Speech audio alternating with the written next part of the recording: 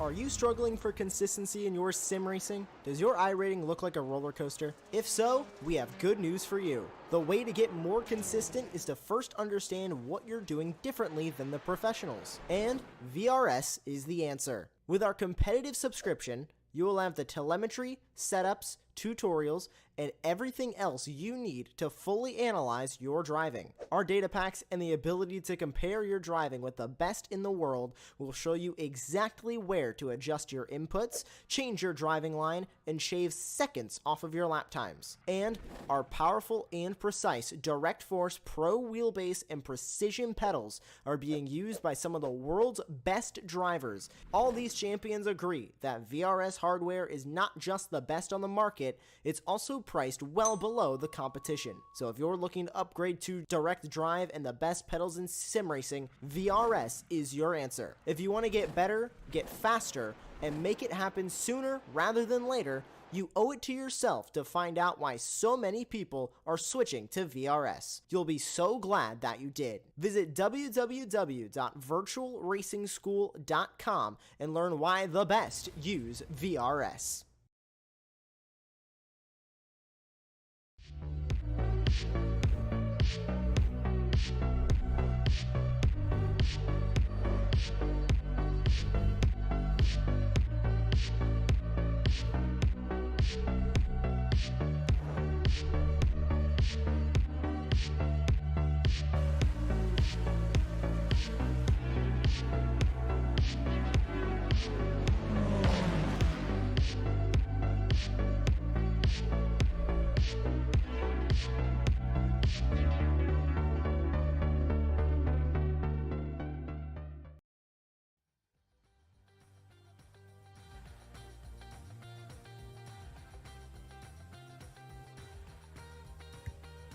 Howdy, howdy, howdy, and welcome to the IGB Fun.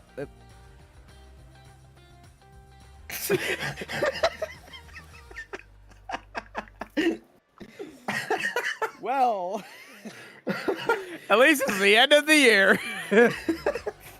Oh my god.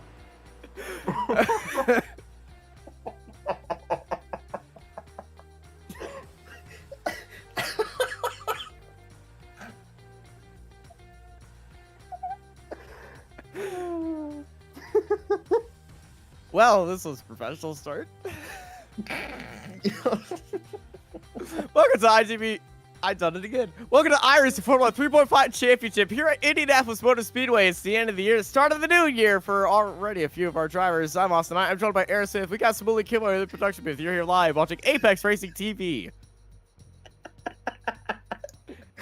Oh, just give me a minute. Aaron and Smoothly are currently dying due to my confusion on what day it is. But currently we're here in qualifying here at Indianapolis Motor Speedway on the road course with our beautiful Formula 3.5 cars. Eddie Samborski currently on provisional pole with Omar Baja in currently second place. And currently they are just all on their own right now. Mark Ponick is currently in third with about 4/10 to gain on Omar Baja. And the rest of the field, we only got 13 cars here today because, you know, New Year's Eve, a lot of drivers have plans for today.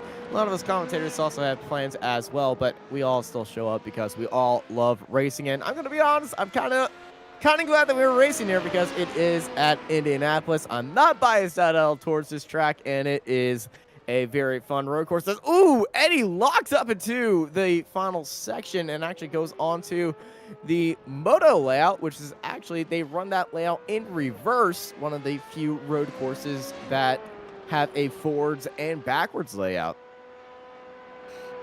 Okay, I think I'm ready. And Aaron joined us back again from dying. Okay, I'm good, I'm fine. Anyway, onto the track. This is one of the very few American tracks which I actually agree with Austin. It is a pretty good track. We don't agree on many things, but this is one of those very rare moments that we do. Yeah, funny thing about the design of this track, they took Dallara designed cars around here, and they were using the F1 out because they wanted to take these Dallara designed cars, open wheelers, American open wheelers around here for a race around here, but they didn't like the F1 track, so they redesigned and put a giant chicane instead of the F1 loop that was right there. It made the track just so much faster, so much more fun, and it worked out so much. Eddie Samborski would be starting up on pole, followed by Omar Baja, Mark Ponick, Luke Brooker in fourth, followed by Valero Tavares, Phil Reed, Dennis Cornu, Yaya Ennis Ankin, Takashi Shinoda, John Owens, and Steven Landis, followed by Clifford Nichols, and James Malo at the end of our 13-car grid, as we are getting ready to end off this year with a bang and start off this new year with an even bigger bang. Ladies and gentlemen, it's race time. It is indeed, and because we got such a short field today, as we were talking about in the lobby while we were waiting for all these drivers to load up onto the grid, as we've only got one more guy to load up, we have some people in here who aren't exactly up to our usual standards. Some of them at the bottom with only about 1,000 iRacing, but it's still a fairly high strength of field, about 3.4k. And yeah, the fight for the lead should be interesting. Zamborski making a mistake in qualifying, which we don't see often, but didn't bring him off pole, and he's going to be starting from where he usually starts. Yeah, it didn't really affect him as it would for everybody else, but we're standing here at Indianapolis Motor Speedway as we go 5 red lights for the last time of this year as we go green, green, green. As Eddie Samborski gets a good start. In the background, also getting a good start is the number 3 of Dennis Cornu, already getting 2 cars wide, 3 cars wide, heading into turn 1 as they're all spreading out, heading into turn 1, trying to find that right braking point. A little bit of a dive from up onto the inside, 3 wide. Through the middle is Dennis Cornu, shooting through the moon and shooting that gap. Cornu, from standing still, has already jumped up 2 spots, and he's up there right now. Looking at Mark Ponick chasing out Omar Baja, being chased by Luke Brooker. Up behind him, a big spin, and up behind, that's James Malo around. Yeah, I think he probably got tagged. He got off to a decent start. I think made 1 or 2 overtakes, got himself up there, and I think he got snagged by one of the lower iRacing drivers, as that's Owens going a little bit wide. I think he has he's got damage. Oh, he's crabbing. Well. Yeah, he's crabbing the front right of that car, and I feel like that might be why John Owens, James Malo had that issue. There might have been an entanglement between these 2 drivers, so very unfortunate start for John and James off the line as everybody else is continuing on pretty cleanly. Yeah, I was literally about to say everyone's had a fairly clean start, especially Zamborski. Let go of that clutch pretty much perfectly and didn't really have anyone challenging. Although we do have a battle for, I think that's 5th place in the background. Reed trying to make his way up the inside into turn 1. Don't know if he used his DRS, but gets the move done nonetheless and overtakes Cornu, who, as you were saying, gains 2 positions off the start, but is now slipping back to 6th place, and he's going to have to look out for the car behind, which is Valerio Tavares, who lost 2 places on the start, so he'll be looking to make a comeback. We've got 2 cars in the pit, Mallow and Owens, and Tavares already looking very spicy on the back of Cornu. Not quite gonna... Oh, is he gonna go for a move anyway? Nope, just too far back. No opportunity right there. And also Phil Reed, I believe he is still driving on a controller, which is just out of this world impressive. And he's actually gaining on Luke right ahead of him. And this entire final sector is so much fun, especially in these cars. You just get that draft. You don't really need DRS to be making that move, because if you just get the better run out of that final corner, you get that draft and you just pedal to the metal, full throttle onto the oval surface. Now, it's not the old road course circuit where it was the bank, but that draft is so good for Phil Reed, and he's looking for 4th place right now, down to the inside, heading into turn 1, and Phil Reed making it look easy right there. If there was a ability to edit the layout, I would like to have this scan, but just without the final section, and just keep turn 1 from the oval side. That would be my dream Indianapolis road course layout. I'm kind of debating whether I prefer this, like the last chicane, or having that old just flat run from this. That's exactly what I've said. No, I know, but I'm trying to think if I don't know, because I like this layout, like with the chicane, but it's a tough one. Because I mean, running all the way down here, all the way to turn 1 is, well, that would just be the most. It's just insane, and I know a lot of these drivers like to keep their gearboxes pinned, as we hear it just top out a lot in the draft, and that would just be ear piercing. And we might see a few engines blow up from there, but if you remember any of the F1 racing from back in the day when they did run the oval before 2005, it was actually pretty fun.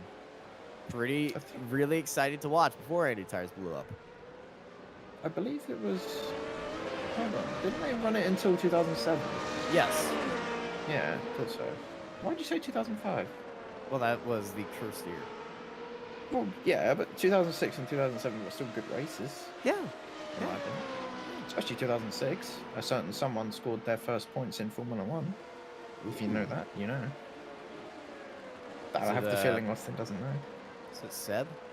Yeah, what I actually thought you wouldn't have known, but fair enough. A little bit of trivia for you. I'm a nerd. Yeah, but not when it comes to F1 usually. You're a bit of a dummy. I really wish you were about to say I was a bit of American right there. Wait, you know the American history, but apart from that, not much else. This is true.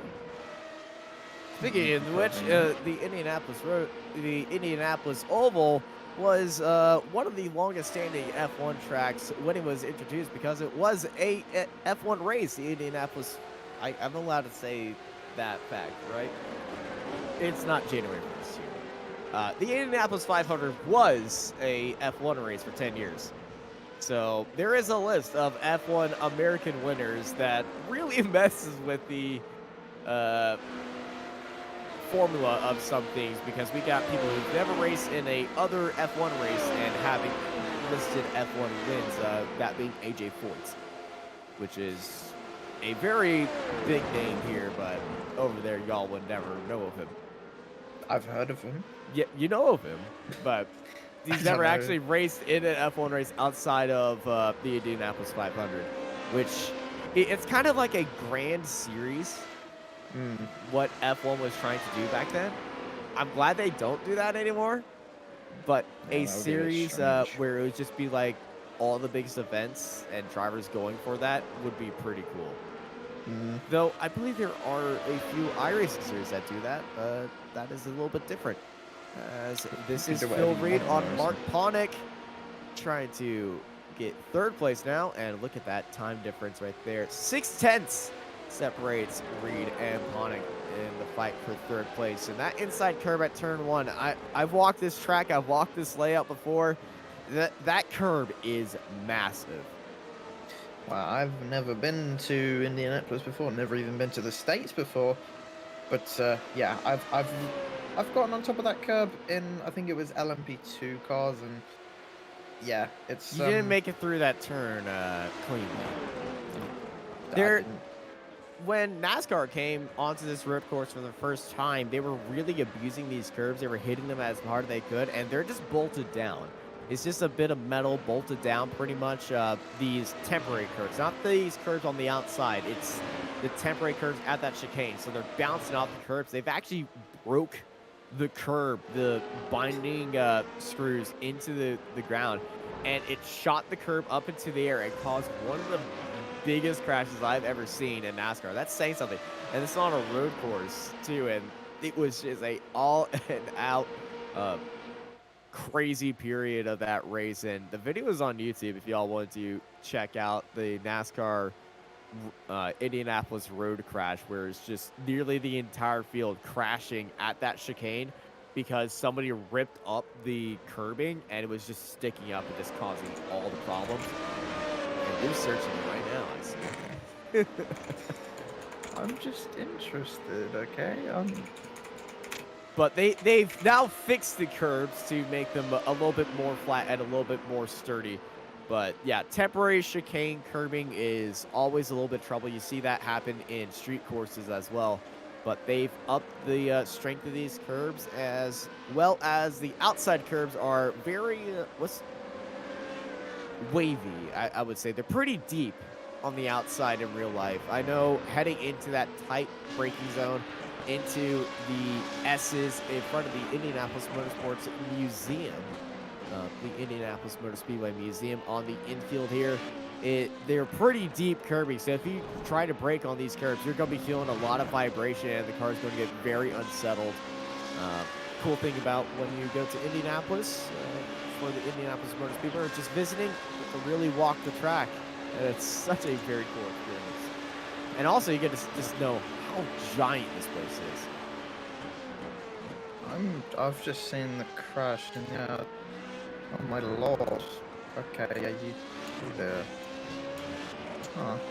I think I might have seen this at some point last year, like a clip of it, and I was just confused what was going on. But I mean, I might now after that explanation, you understand what's happening. Yeah, it's And speaking of what's happening right now, this is Cornu putting some pressure on Luke ahead of him. And Tavares, the American driver, is at the back of this fight, just kind of watching what's happening right in front of him in this 3-car fight for 5th place at Indianapolis, coming out onto the oval before getting back onto the brakes and onto that final sector of this track. This is going to be the opportunity for Dennis Cornu. He's getting into that draft onto the front straightaway. And here we go. Diving down to the inside. Luke defending, not hitting it all the way to the wall, just leaving him some space. Moves back to the preferred line. Dennis Cornu not close enough to really go for a move down to the inside, but he's definitely applying the pressure on Luke ahead of him. And Luke is putting up a pretty good fight on Dennis. Yeah, I mean, the pace at the moment from these guys is not exactly as quick as I thought they would be, since, as we saw earlier, Reed kind of just blitz past them all. And as you said, especially since he's on a controller. Oh, Reed! Dear. Is that a I commentator's opened my curse? That is a Oh. commentator's curse. Phil Reed missing the braking point, locking up the brakes, and rejoins the pack right in the middle of that fight. And that's going to be good if you are Luke, that's going to be good if you're Dennis, because Luke just had to slow up a lot, and now he's going to have to be dealing with Phil Reed right ahead of him. And oh no! Phil Reed and Luke Bruker taking it taking contact with each other. I think Dennis Cornu got into each other, and that is Tavares taking the escape road. This is a big incident, middle of the race, nearly halfway through this race, 1/3 of the way through this race, and Dennis Cornu. Yeah, Dennis has damage. Well, craziness has happened, and the American Valero Tavares is now up into 5th place. And he's right next to Phil Reed onto the outside, now down to the inside, side by side to go. Phil Reed round the outside, battling out with Tavares. Tavares onto the outside right now, but he gets his nose chopped off right there. And actually, I think Tavares has damage too. I honestly thought commentator curses weren't real. They definitely are. I don't even know what to say. We're gonna look at a replay of what initially happened. I think Reed this on is the back of. Phil Reed is missing his braking point. Woo. Yeah, it's a little bit too late, and then he got into the grass, and then it's just ice and everything. You can see him working that wheel, still on that controller, by the way. As well, now he's out in front of everybody. I think this is then on Luke Brooker, just getting a little bit overexcited right here, and went for the move down to the inside, and unfortunately made some contact. Yep. Contact right there. There's Dennis Cornu getting contact. There's Tavares diving into the moto layout and gaining 2 spots right there. I think that is Takashi Shinoda making some move. Yeah, there is Dennis Cornu. I actually don't know who that other car was. Was that Yaya Enesan? It was Yaya Enesan. And Omar Baja is off of the gravel trap at turn 4. That is yeah, it's technically they're technically the same corner. But yeah. From 2nd place, losing it, that's a very strange place to lose it. He's all over the place. He's already had a mini spin right there. He's slid the car out, so the tires are very hot, and he's just got into the grass. That's not the best first sector on this track. I will say one thing, that corner is very hard because there are no braking markers or whatsoever. It's just kind of a feel it corner, and it's probably the worst marked corner in racing. It's very hard to judge. Press X to that. I've come across many other corners which aren't marked, which are much worse than turn 4. This might just be a skill issue and me just saying that I suck on my TV, which is true. Yeah, if you see me try, yeah. This is why most of my laps on iRacing are just practice laps. I can't even practice at the moment, so you're already better than me. Doubt. Well, you can drive, I can't. Plus, you are better than me. Anyway. Can somebody clip that, please? Just...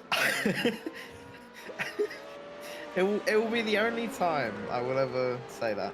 So, treasure it very much. Hold it dear to your heart. Because I'm never saying it again.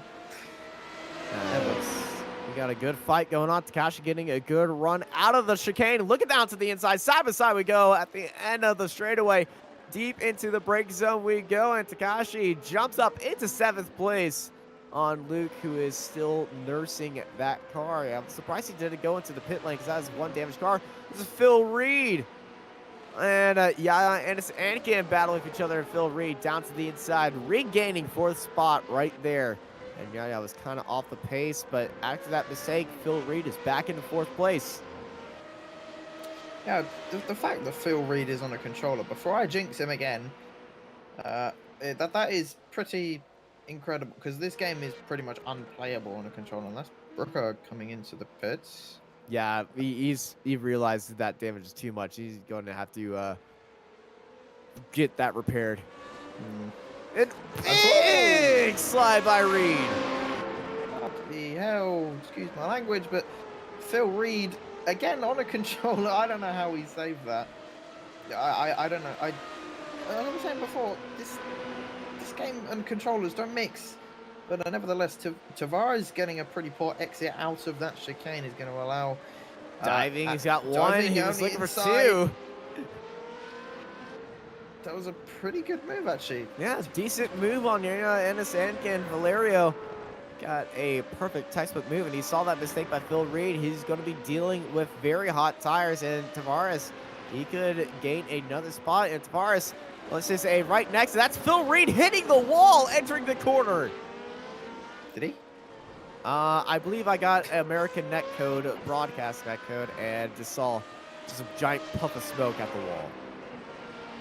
I didn't. Oh, I only saw him get a little bit loose out of the penultimate corner, but I mean, maybe you're seeing things I'm not seeing. I don't know. Maybe I'm blind. Maybe I need glasses. Probably. Well, there is. But anyway. Well, if you didn't believe there was netcode in the broadcast booth, there is netcode in the broadcast booth. Anything involving iRacing is just netcode. You can't escape it ever. Even Phil Reed on a good shot, and that's okay. For a second, I thought that was Amborski because their cars look fairly similar. But yeah, no, shouldn't I just make it a mistake into turn one? I think it's super easy to do. Tight braking corner. If you hit that curb, your car gets upset. Then you just want to power it down, and it's so easy to just apply just a little bit too much mustard, and around you will go. Eddie Samborski leading out this race. Currently has the fastest lap of the race of a 1:13.97, and which is now a 1:13.957. Thank you, Eddie, as he is just being himself, consistent. 11.9, nearly 12 seconds ahead of Mark Hunt. Let's give that a little bit of a turn, and that will be 12 seconds very soon. Eddie never really puts a foot wrong and is making this race look very easy. And if you want to hear an intended commentator's curse, that is what that sounds like. Yeah, you're just trying to sprinkle like Salt Bay. You're just trying to sprinkle some salt onto this race. No. Not Salt Bay. No. You're not a fan then. Not a fan. Not deserve to be banned from the World Cup. Yeah, I think there's a meme which I don't know if you'll get, but over here in Britain, there was just a picture of Salt Bay, and it was just like, who does my man think he is? Who's this man, blood? And yeah, it was very funny, and I don't really know what he was doing, but nevertheless, we're talking about racing, not football or cooking. And yeah, at the moment, everyone kind of making a lot of mistakes. Phil's spreading out. Ty's getting hot. Ty's getting warm. And that was very wide from Phil. Getting right to the edge of that curb. Oh, here comes Tavares. He's got a good run. DRS activated for both of these drivers down the straightaway. As Tavares right on the bumper. Oh, he's really far back if he wants to go for the move. Yeah, he's still in a fake. And just getting right on that gearbox, but both these drivers in a good fight for fourth place, and I really want to ride on board of Valerio right now and just enjoy this fight because he is right next to this racetrack. He's just a state away in Illinois, as I can guarantee that Valerio has been to the Indianapolis Motor Speedway a few times in his life. I don't know if he's been to a race, but just visiting the place is pretty special if you're a racing fan. I would like to go here one day. When I get the courage to come to America, maybe I'll come see you, Austin. Who knows? That's a scary thought. That's a scary thought. You coming here. I'm more scared about meeting you. What do you mean? I'll just come to England next year. Just one time, just randomly show up. We could go to Silverstone, even though the tickets are like £1 million. Alright. I'm even joking. I feel like this is sort of becoming a podcast when it's just me and you commentating more than a commentary, but anyway. Well, the action on the track right now is this, and they're in a straight line in the draft. And yeah, Reed There's only 13 cars on track. 2 of them are out. Yeah, not This is what racing on New Year's looks like, by the way. Well, we're only, well, for me, I'm only an hour and a half-ish away from 2023. So yeah, a few people are in New Year's right now. Shinodi, happy 2023. He's a time traveler. He's in a different century. He's in a different year than us. And Brooker. I'm surprised that hasn't like broken something so far. It's like connected to somebody in a different year. that is sort of strange. And Zamborski sets another fastest lap, going about nearly a second quicker than anyone else. Of course, we've got a lap car in the way in front of Phil Reed. Is it going to hamper it? That might hamper him just a little bit, but Clifford is going to just be getting in the way. Okay. We were expecting Clifford to go down to the inside, but no, Clifford stayed right there. Clifford's actually got damaged, so yeah, Phil Reed wasn't going to be affected right here. Cliff is going to have to watch out because there's Tavares down the inside. Yeah, this is what happens when someone in 1K gets put with people in 8K. 13 car splits. Welcome to New Year's racing. Yeah, pretty much. Oh, no!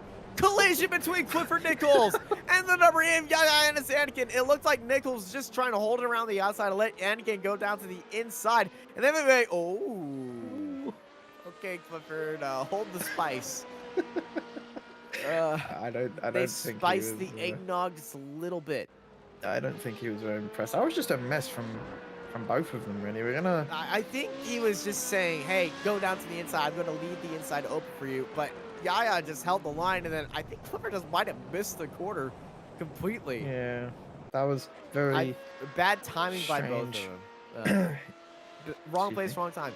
The funny thing is, iRating. Let's talk about iRating. Clifford Nichols, he is the lowest I-rating driver in here at 1,042. The strength of field is at 3.5K. Nichols, where he would finish, would still be gaining I-rating at 9. He's gaining 9, yeah. Not much. And it's but guaranteed now since John Owens and James Mallow are out. yeah, he could just leave. He could just. He can sod leave, off if gain he wanted. I-rating, and will be 1,052. Yeah. Well done to him. I don't Not know about bad. safety rating, though. That would be different.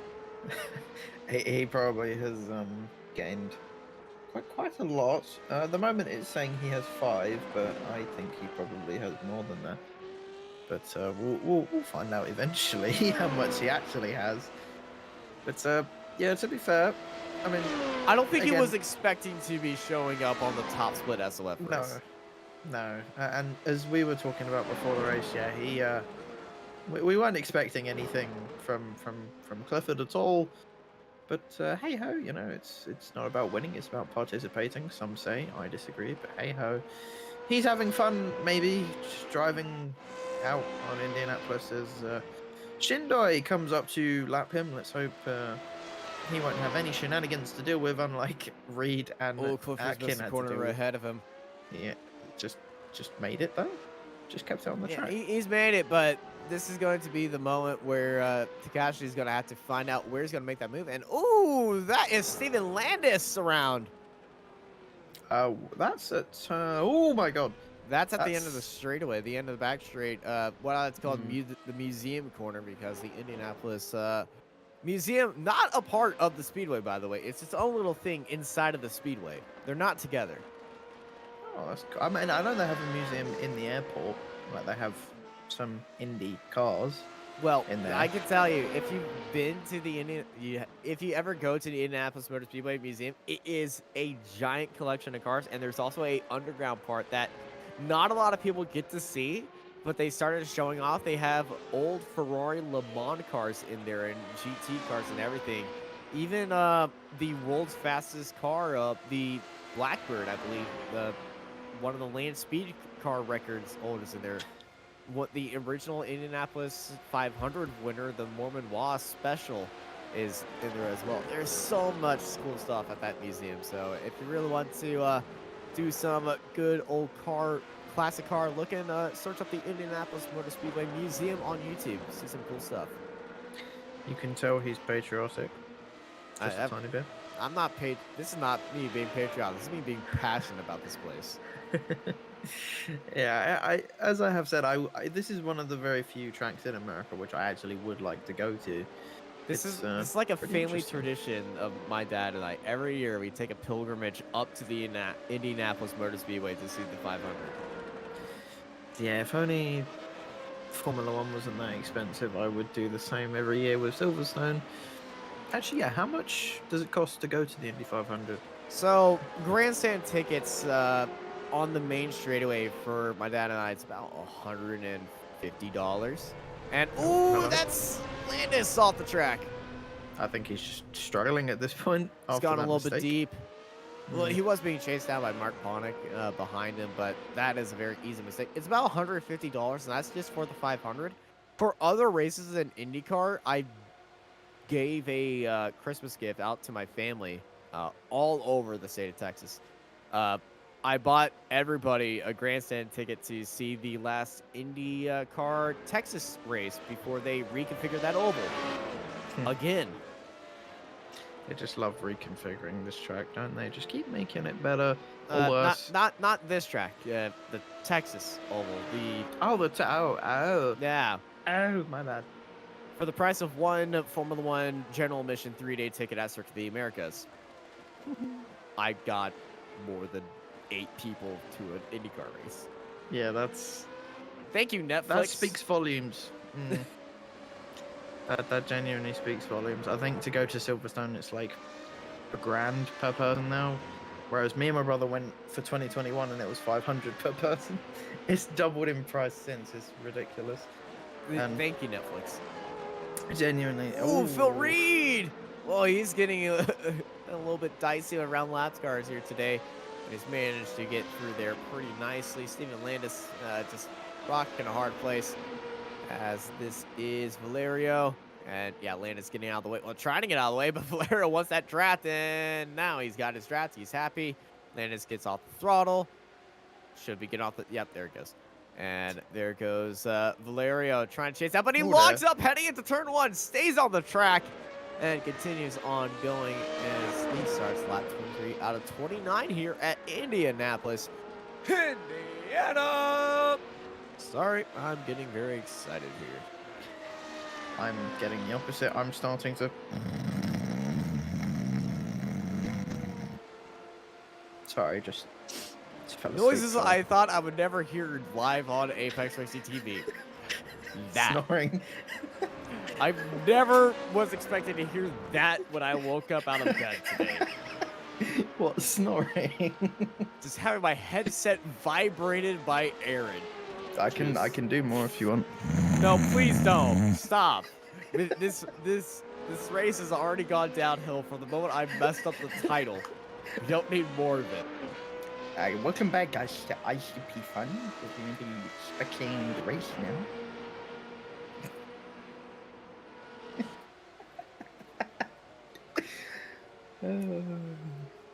You make a mistake and you die. You know that. Well, I can tell you what, 2023 will be a lot more better.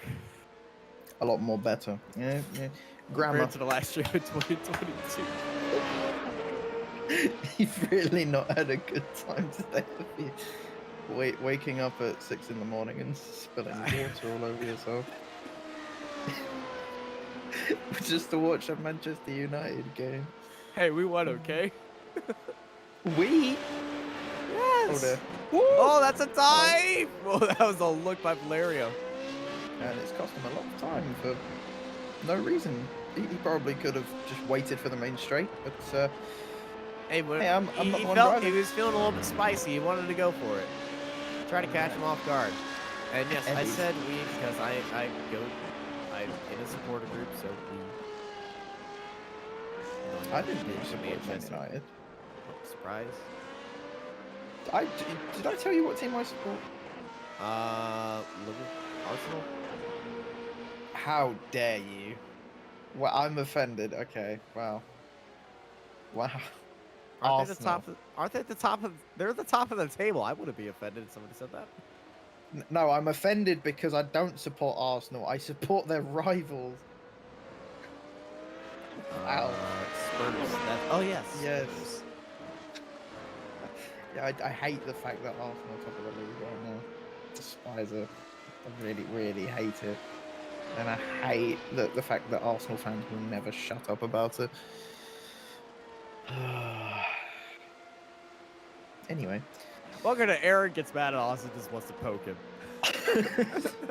I poke you all the time. So I know, this is me getting my revenge. Oh, in the back. Oh, wait, no, that was not a missed corner in the background. That was just a regular corner. The 90-degree corner here is such weird because they only use it for open wheel racing. and then they use the less aggressive corner for everything else. I remember the SCCA came here for their rundowns last year. They were using a modified version. They were using the F1 first sector, but the IndyCar last sector, which is a layout that we do not have on iRacing, by the way. Do we? Huh. I mean, that's not a layout I'd want to drive anyway. But, It is very fun in touring cars, I will say that. It is No, but super the old, fun in touring the old cars. F1 first sector was terrible. Like after this corner. Well, let me tell you, oh. it's not terrible when you have 60 pretty much minivans racing each other. Well, yeah, but then that's fun on any track. Yes, it is. So- And the race got won by 4 Mini Coopers that were Well, then there you go. cheating. Cheating? How can you cheat in a Mini Cooper? They were using a non-specified gearbox. Ah. I mean, the Mini Cooper only has like 130 horsepower anyway, but Well, they I mean- were using a aftermarket gearbox that was not allowed by the rules. huh, I didn't But know they- it was possible. Ooh. Oh, hello. Clifford Nichols off at turn 1. Too much mustard off the exit. I don't know why. Just the fact that Clifford's still here. I just want to clap. Like, He's persistent. yeah, he's not giving up. He's just saying, you know, I'm here. I may have like an 1/8 of the I rating of someone like Zamborski, but it's not stopping him. This is still chugging on. This is the kind of fun things that you see on iRacing at times, especially when we do these high our SOF splits and we get to a very non-popular track. You would get some drivers that have no idea that there is a broadcasted race going on, and they just show up because, oh, this looks fun. There's not a lot of people sign up. I can just have a little bit of fun right here. Next thing you know, you're on Apex Racing TV. And, ooh, well, he's gotten out of the way of our... That's Dennis Corby.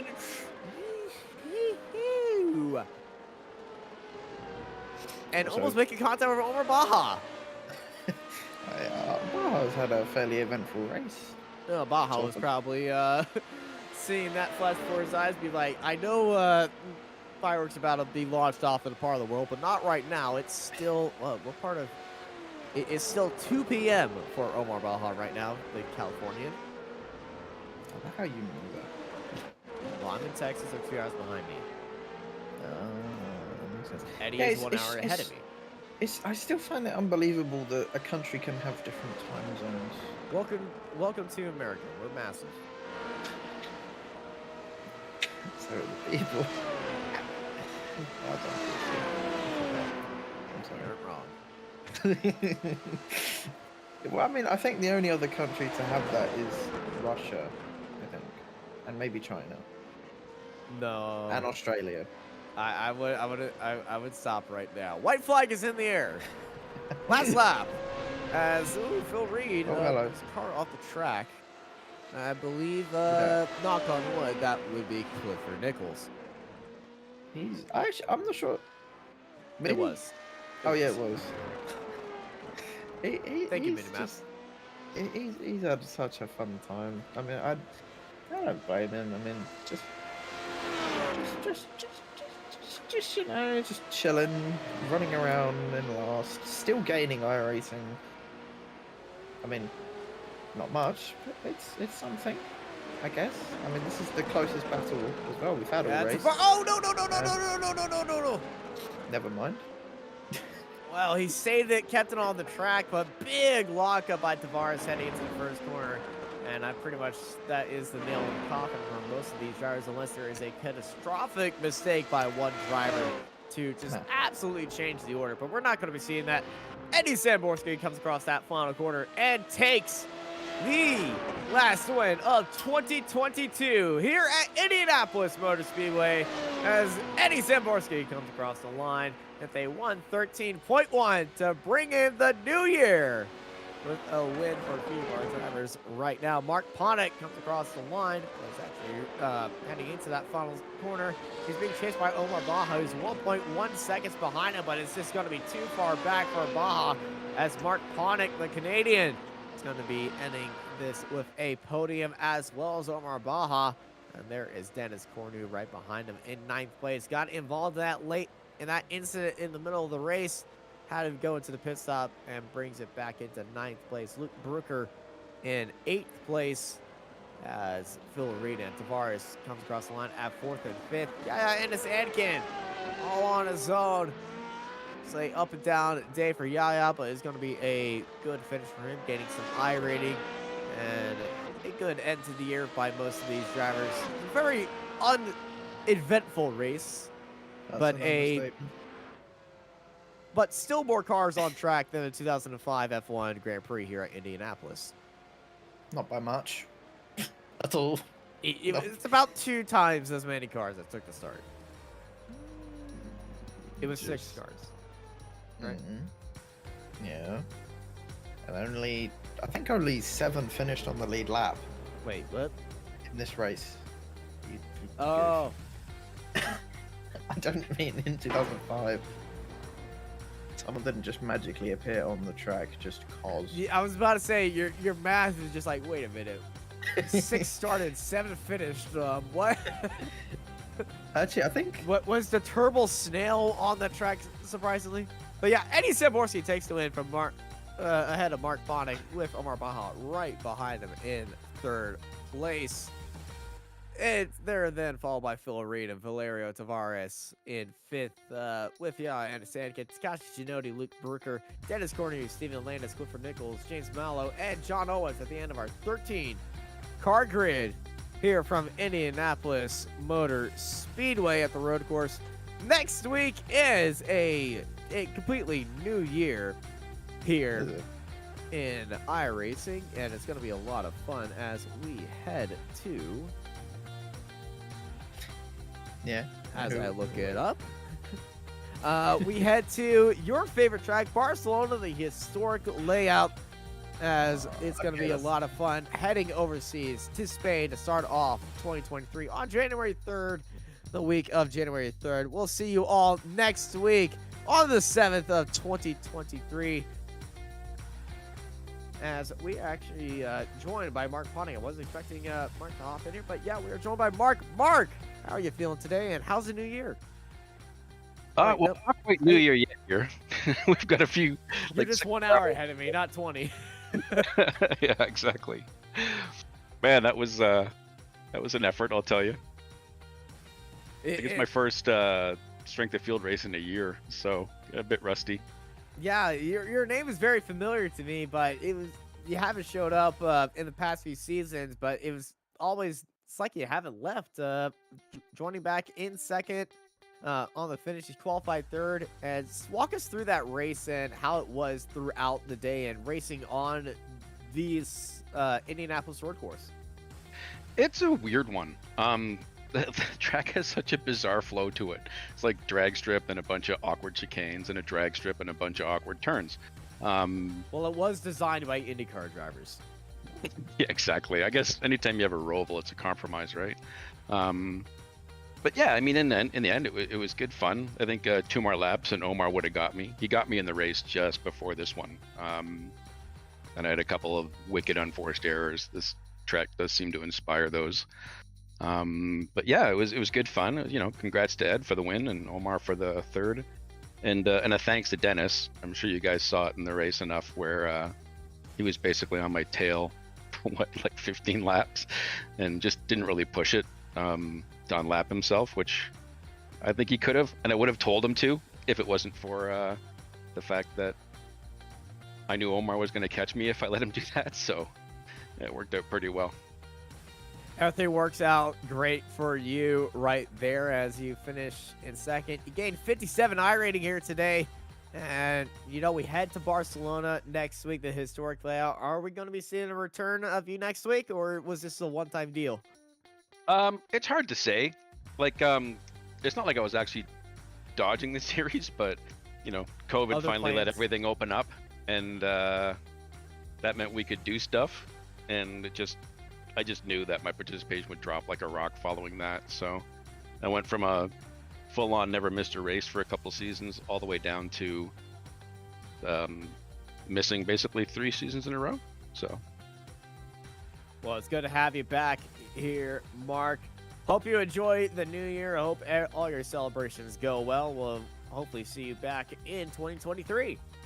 yeah, for you guys as well. To everyone, happy New Year, and we'll see you next time. And before we let you go, anybody you want to have a special shout out to?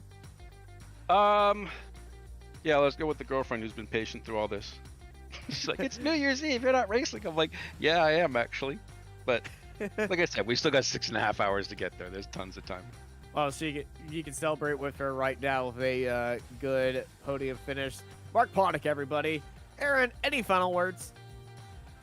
Happy New Year. It's much closer for me than it is for you.